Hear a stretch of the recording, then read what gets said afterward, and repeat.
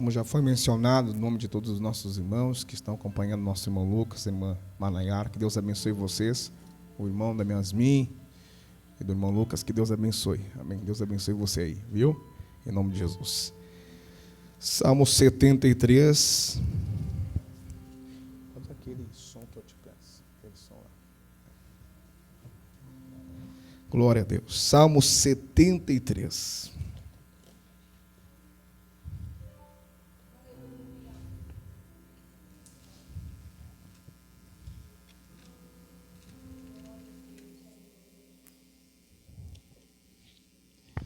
Glória a Jesus. Só quero ler primeiramente o verso primeiro, também do verso 73 de Salmos. Amém? Quem achou, diga amém. Verdadeiramente bom é Deus para com Israel e para com os limpos de coração. Amém? A igreja pode tomar seu assento.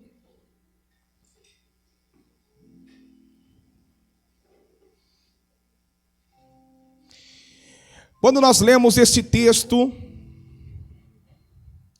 registrado no Salmo 73,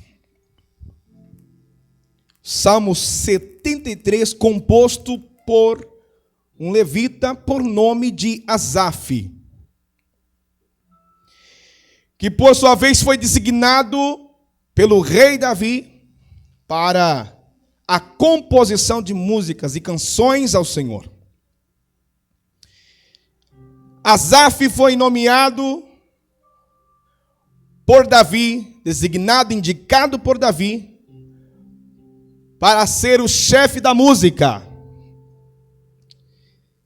Nós encontramos no livro de 1 Crônicas, capítulo 16, o relato de quando Davi trouxe a Arca da Aliança para Jerusalém.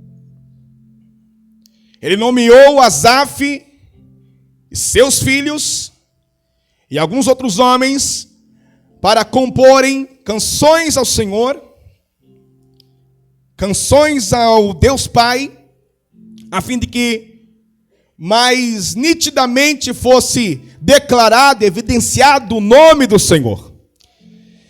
E é fato e é verdade que Deus já levantou uma nação por nome de Israel para glorificar o seu nome diante de todas as outras nações. Deus deixa a eles uma responsabilidade, se caso eles obedecessem a palavra de Deus, os mandamentos de Deus, os estatutos de Deus, Deus ia os abençoar, Deus ia estar com eles, Deus ia enriquecer a sua fazenda. E no entanto, com todas essas benesses, com todas essas bênçãos que o Senhor ia prover para eles, o nome de Deus ia ser glorificado através das bênçãos que o Senhor ia derramar sobre o povo de Israel. Agora, quando olhamos para a nomeação de Asaf, esse homem que, no entanto, foi designado por Davi para cantar ao Senhor, para louvar ao Senhor.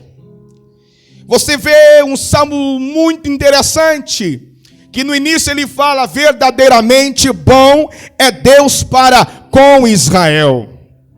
Porque Davi, quando ele governa, quando ele reina, no entanto, ele tinha já uma grande fama por derrotar o gigante Golias. Todos aqui sabem que houve aquele menor, aquele jovem que, no entanto, pegou uma pedra no ribeiro e atingiu a testa de um grande gigante chamado Golias e o colocou sobre terra. E nós olhamos para esta história deste homem tão conhecido por nome de Davi e ser indicado por Davi é um privilégio. É um privilégio ser indicado pelo rei, ser nomeado pelo rei para ser o compositor geral das canções para o Senhor. Canções que entoassem louvores ao Deus Todo-Poderoso. No entanto, era uma grande responsabilidade, era um grande também privilégio de estar sendo nomeado pelo rei para fazer menção do nome de Deus, para o povo de Israel glorificasse mais ainda o nome do Senhor. A função dos levitas, de fato, é fazer com que o povo de Deus ainda mais glorificasse ao nome do Senhor. Que quando o povo chegasse até os dias das festas, todo o povo pudesse também, juntamente com os levitas, adorar o nome do Senhor. E é por isso que nós estamos aqui, porque alguém precisa louvar ao Senhor, alguém precisa cantar ao Senhor, para que quando todos chegarem nesta casa, também possa dizer: ali tem a presença de Deus naquela casa, ali tem a presença de Deus operando naquele lugar, porque existe a comunhão do Espírito Santo operando naquele lugar. Aleluia! Era um privilégio ser o homem mais destacado no meio de todo o povo. Asaf, compositor, o homem que, em grau de importância, estava na frente, na linha de frente, diante de todo o povo de Israel. Bem, alguém que tem, porém, uma vida intacta. Alguém que não sofre nenhuma tristeza, você pode me dizer? Alguém que, no entanto, não sofre nenhuma dúvida, você pode me dizer? Alguém que, no entanto, é nomeado pelo rei, você pode me dizer, o rei mais importante de todas as gerações, até que o nome de Davi é lembrado até nos tempos de Jesus, até quando o cego percebeu que Jesus estava passando pelo meio do caminho, ele disse: Jesus, filho de Davi, tenha misericórdia de mim. Davi tinha uma importância, o nome de Davi tinha importância. Ser nomeado por alguém que tinha elevada importância, também dava à pessoa esta importância. A gente pensa que Deus não atribui honra a alguém, mas sim, Ele dá. Sim, Ele concede. Sim, Ele estende as suas mãos para aquele que, no entanto, se humilha diante da presença de Deus. E assim o adora e o glorifica. Assim que alguém reconhece que com Ele consegue vencer as suas mais intensas batalhas. Veja que Asaf não era um ser humano fora do comum. Foi somente alguém nomeado por Deus, designado por Deus, indicado por Deus, através da pessoa de Davi, para compor músicas e canções. Cantar ao Senhor é um privilégio. Quando você canta, você sente a presença de Deus. O seu coração aquece. Parece que vem uma alegria, um ânimo de viver. Parece que tem um motivo para viver. Tem um motivo para estar nessa terra. Tem um motivo para fazer a sua missão. Tem um motivo de fazer aquilo que você vem fazendo. Quando nós glorificamos a Deus através dos louvores. Quando eu adoro ao Senhor, Senhor, eu te adoro, eu te glorifico, eu te bendigo, eu te exalto, eu entoo a ti louvores. Parece que a nossa vida começa a ter sentido. Parece que Deus começa a estar no ambiente onde nós estamos. Você pode estar sozinho no carro, ao volante, dirigindo. Você pode estar no teu trabalho, mas quando você adora ao Senhor, você sente uma presença singular, uma presença ímpar, uma presença que não é explicável. O ser humano, com seus esforços, não consegue explicar a dimensão e o poder da graça do Senhor. E nós precisamos desta graça. Imagine que o homem que estava perto da adoração, no tabernáculo, Davi tinha trazido a arca. E Davi era um rei adorador. A Bíblia vai dizer também nos capítulos seguintes de 1 Crônicas que, no entanto, Asaf compunha hinos, profetizava debaixo da ordenança do rei Davi.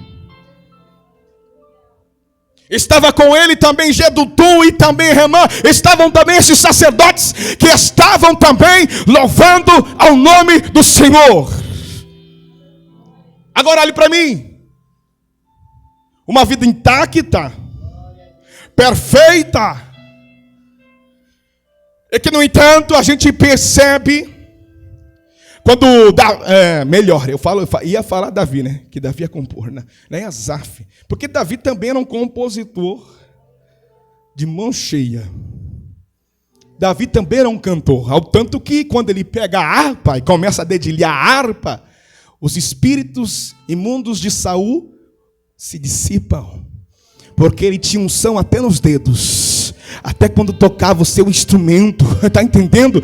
Quando você tem a graça de Deus, a coisa simples que você faz toca aos céus, e os céus devolve glória, devolve bênção, devolve a sua manifestação, devolve sabedoria, entendimento, paz em nossas vidas, em nossos corações.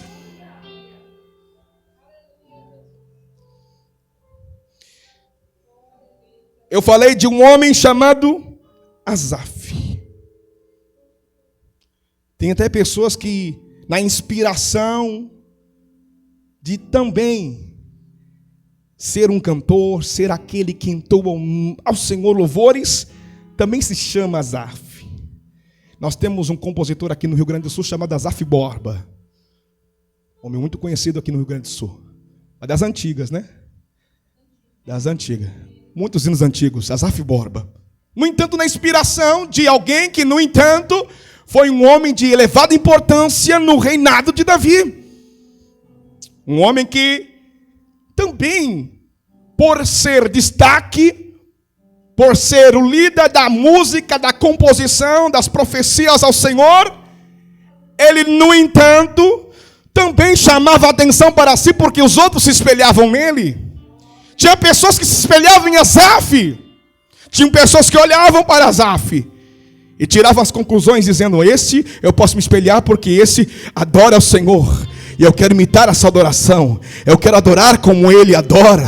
Eu quero glorificar como ele glorifica. Eu quero profetizar como ele profetiza, porque ele era espelho. Ele era alguém que inspirava. Ele era alguém que era referência. Agora, quando olhamos para o verso 73 do primeiro verso, porque a gente não fala capítulo, a gente fala verso 73, verso 1.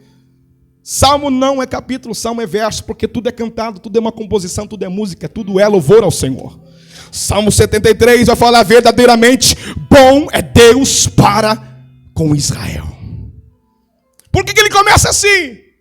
Porque ele sabe o desfecho final da sua conversa, do seu diálogo, nesse louvor para com Deus. Ele expressa a sua sinceridade que havia no seu coração para com Deus.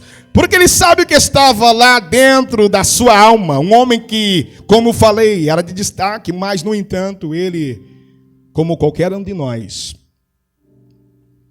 passa por uma crise.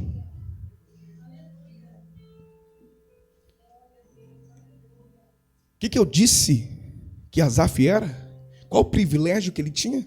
Ser indicado, nomeado pelo rei. E não era qualquer rei na história. Não era um imperador que era tirano. Não era um rei que era tirano, que era truculento, que era contumaz aos mandamentos de Deus, mas era o rei Davi. E que, no entanto, esse mesmo Asaf, que foi nomeado por ele, se encontra em um estado de crise. Quem sabe qualquer um de nós, ou você, está numa situação assim. Quem sabe em crise? Porque até um certo ponto da tua vida e história, você imaginou que as coisas dariam certo da maneira que você pensava ou imaginava, como estava se construindo, se desenrolando, se desenvolvendo. Não havia obstáculos, não havia percalços, não havia nenhuma coisa que pudesse impedir de uma coisa maior e sobrenatural, poderosa, tridimensional da parte de Deus pudesse chegar até você. Você não imaginava que nenhuma luta chegasse, você não imaginava que nenhuma dificuldade chegasse no meio do caminho, você não imaginava, porque era glória, era bênção, era louvor, era bênção, era composição, era inspiração, e a gente não imagina que, no entanto, a gente passa por crises, porque, afinal de contas, todos nós somos seres humanos. Afinal de contas, todos nós somos falhos e débeis, todos nós somos cheios de falhas, pequenas coisas que, no entanto, não agradam tanto assim a Deus. A gente até desconversa, a gente até tenta sair pela tangente. Não, é que eu tenho um jeito, porque nós hoje, nos dias atuais, tentamos argumentar com as nossas palavras, tentamos sair por um ladinho. Não, está tudo certo. Tapamos aquilo que, no entanto, encobrimos aquilo que está fora dos trilhos daquilo que Deus realmente quer. Mas, no entanto, aqui Asaf, ele abre o coração. Sabe o que ele vai dizer no verso 2? Sabe o que ele vai dizer aqui? Quanto a mim, os meus pés quase se desviaram.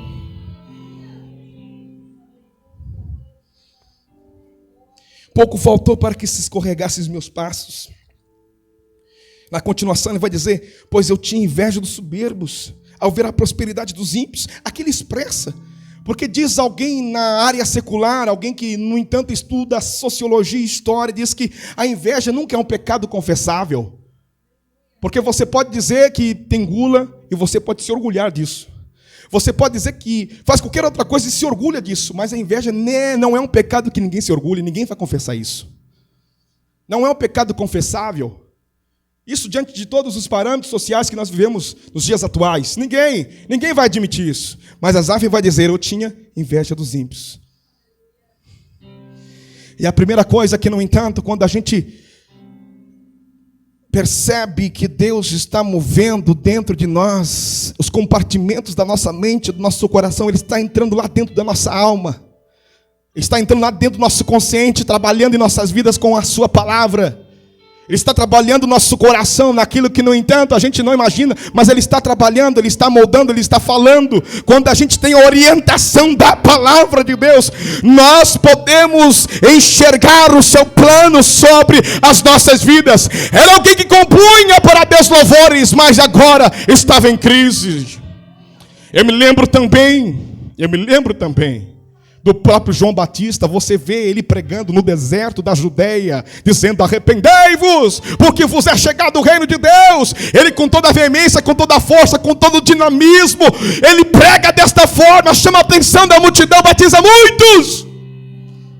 Mas um dia ele vai ficar preso em uma cadeia. Um certo dia ele vai mandar discípulos, emissários até Jesus para perguntar: e aí?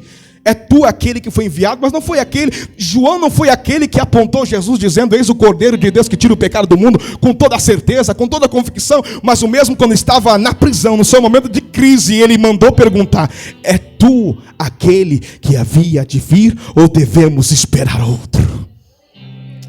Até João Batista, camarada que tinha tutano de pregador. João Batista que tinha uma mensagem na ponta da língua. Eu não chegaria nem perto, nem um terço daquilo que foi João Batista. E o mesmo na prisão disse: é você que é o enviado, ou devemos esperar outro? Aí você pensa: esse negócio não é para mim porque eu sou fraco. Você imagina: não, é que eu não tenho condições, não tenho estrutura. Mas não te preocupa quando você não tiver estrutura. Quando eu, Márcio Rodrigues Rolim, não tiver estrutura, o meu Deus me fortalece, me dando a da sua graça, me ensinando o caminho que eu devo percorrer. Eu estou sentindo uma graça de Deus aqui nesta casa. Orabagassúria mandaraia. Oh, glória ao nome de Jesus. Ele é a nossa estrutura que nos fortalece quando a gente não tem força, quando está em crise. Quem sabe um dia foi um gigante na presença de Deus. Quem sabe um dia pregou a palavra de Deus, mas no outro já não é mais aquele gigante. Sabe por que acontece isso? É para provar que quando Deus opera e quando Deus te usa, é Ele que te instrumentaliza. Ele pode até te usar, Ele pode até te levantar para pregar a palavra, mas nunca esqueça: você precisa de Deus. Eu preciso de Deus. Eu preciso de Deus. Deu certo no trabalho, você precisa de Deus para dar mais certo ainda. Ainda precisa de Deus. Deu certo nos negócios, Deus precisa estar no meio de todas as coisas. Na família, se Deus quer abençoar o teu filho, a tua casa, a tua esposa, continua na presença de Deus, que Deus vai continuar abençoando, Deus vai continuar edificando, Deus vai continuar preparando aquilo que Ele tem para a tua história e vida.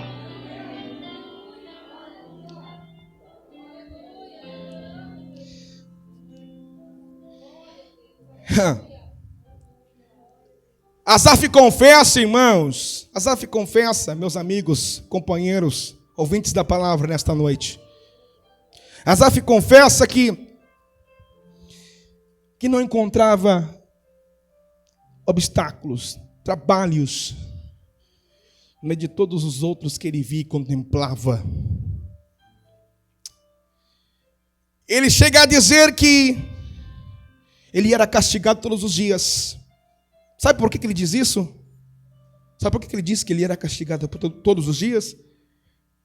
É porque um homem que procura andar na sua presença, ele sabe que todos os dias ele precisa estar sendo santo diante de Deus. Ele exige de si mesmo.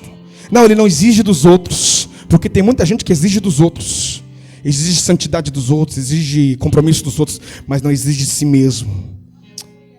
Exige de você mesmo. Asaf é aquele camarada que exigia de si mesmo. Ao tanto que ele vai dizer,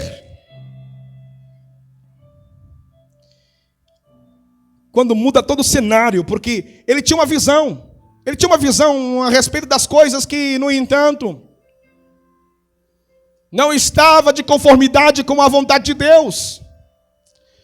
Quando ele expressa a Deus esse louvor tão marcante, eu acho que foi o louvor mais marcante de Asaf, aquele que, no entanto, ele expõe as suas dificuldades de entender algumas coisas, algumas questões, alguns questionamentos humanos. Foi um dos louvores mais marcantes que existiram na história de Asaf. Mas tem uma coisa, um detalhe, que é um divisor de águas. Sabe que quando você, em um certo ponto da sua vida e história, você vive praticando as mesmas coisas, agindo das mesmas maneiras, e você não consegue usufruir ou desfrutar daquilo que Deus tem, você não sente Deus perto de você, e tem algum momento que parece que é o divisor de águas. Sabe, eu vejo na história de Pedro, quando, no entanto, ele contemplou Jesus multiplicar os peixes e pães. Após Jesus pregar uma palavra de cunho mais forte, sendo mais forte, um pouquinho mais trabalhada a mensagem, Jesus olha para Pedro e pergunta para ele: e aí, vocês querem ir? Pedro responde: Senhor, para onde iremos nós, se só tu tens a palavra de vida eterna? Eu vou falar de novo. Senhor, para onde iremos nós, se só tu tens a palavra de vida eterna? A palavra da vida eterna é aquela que vai te conduzir pelo caminho. Não é aquela que vai te levar para o atalho. O atalho é muito fácil. Eu poderia dizer para você: levante a mão e receba a bênção. Não. A palavra de Deus te conduz pelo caminho. É processual, é demorado, mas Deus vai trabalhando, Deus vai movendo. E quando você vai crescendo na presença dEle, você vai começando a entender a sua vontade soberana sobre a sua vida. Só que tem um divisor de águas, tem um momento em que, no entanto, a sua história, o seu pensamento, a sua visão é transformada. Ele vai dizer uma seguinte expressão que é importante, que é enfática no texto. Vai dizer o seguinte: até que eu entrei no santuário de Deus. Até quando ele entrou no santuário de Deus, irmão Osmar, ele tinha essa visão.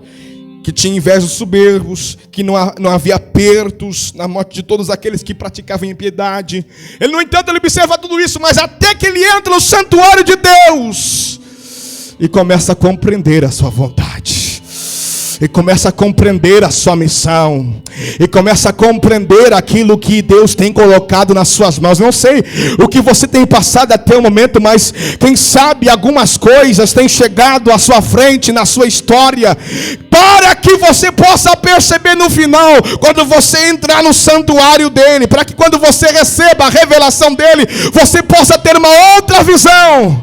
para que quando vire a página dessa história, você possa ver ou ler essa história de maneira diferente. Você pode ver a mesma coisa, você pode ler a mesma coisa, você pode viver a mesma coisa, mas vai enxergar as coisas sob uma ótica diferente, sob uma ótica divina, sob olhos espirituais. Aí você vai entender que aquilo que está acontecendo é aperfeiçoamento de Deus para a tua vida, e Deus quer você perto dele, e Deus quer você perto dele, e Deus quer ver você perto dele. Urabacheia, oh glória a Deus. Oh Jesus, se você pode adorar a Deus por um minuto, levante as suas mãos e adore a Jesus.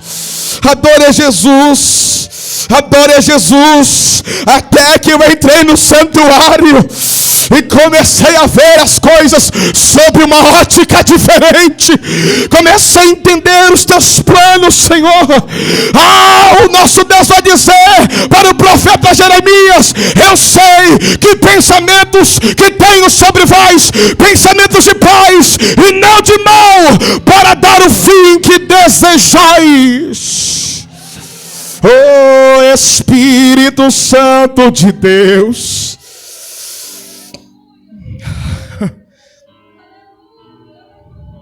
glória a Deus.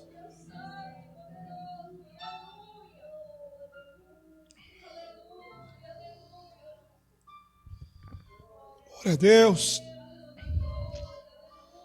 Glória a Deus.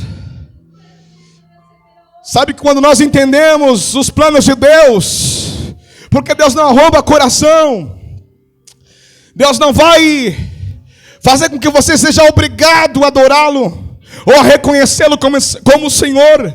Ele vai bater na porta, Ele vai falar com você, Ele vai apresentar o caminho. Está aqui, filho, está aqui o caminho, está aqui a proposta. Está aqui a proposta para a tua bênção. Está aqui a proposta, está aqui o caminho, está aqui a vitória, está aqui o reino, está aqui a coroa, está aqui o galardão, está aqui a bênção, está aqui a salvação, está aqui a mudança da tua história, está aqui uma virada da página, está aqui uma repaginação na tua história, está aqui um novo recomeço, está aqui na palavra. É quando nós chegamos no ápice, aí nós entendemos: Deus, eu preciso de ti.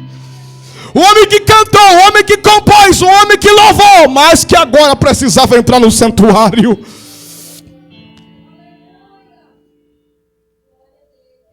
Aleluia. Eu estou sentindo Deus aqui nessa casa.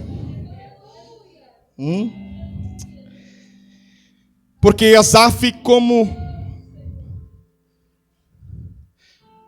mencionei, ele foi designado por Davi. Davi deixa para ele uma lista extensa daquilo que Davi queria que Asaf entoasse, cantasse e louvasse, dizendo, lá em 1 Crônicas 16, mas eu fiz aqui um resumo, dizendo: Davi, Asaf, dai graças ao Senhor, clamai o seu santo nome, fazei conhecido o seu nome entre os povos. Ele é Senhor, os seus juízos permeiam toda a terra. Ele confirmou Jacó por decreto e Israel por aliança eterna. Declarai a sua glória no meio das nações, dai a glória devida a seu nome, trazei uma oferta e adorai o seu nome. Quer louvar mais? Vamos ver o que Isaías diz em 40 verso 12, diz: quem na concha da sua mão mediu as águas, tomou a medida do céu a palmos, quem recolheu a terça parte do palmilho da terra e pesou os montes e outeiros em balanças de precisão. Quem é esse Deus? Esse Deus é o Deus Todo-Poderoso, que fez os céus, que fez a terra, que criou você, que formou você. E é por isso que você está aqui, é por isso que você é criatura de Deus, formosura de Deus. Aleluia, oh glória. Deus quer que você o conheça. Não sabemos por qual ferramenta, por qual método, se for através do louvor, da canção, da exposição, da pregação da palavra, mas Deus quer que você o conheça. Deus quer que você entre no santuário, meu irmão, crente em Jesus, aqui na Barcelo, membro da congregação. Deus quer que você entre no santuário. Oh Jesus! O sono pode durar uma noite, mas a alegria vem pela manhã, não é verdade? Tem que ser assim, é fato. Choro pode durar uma noite, mas a alegria vem pela manhã. Quando nós temos aquelas dúvidas que chegam ao nosso coração,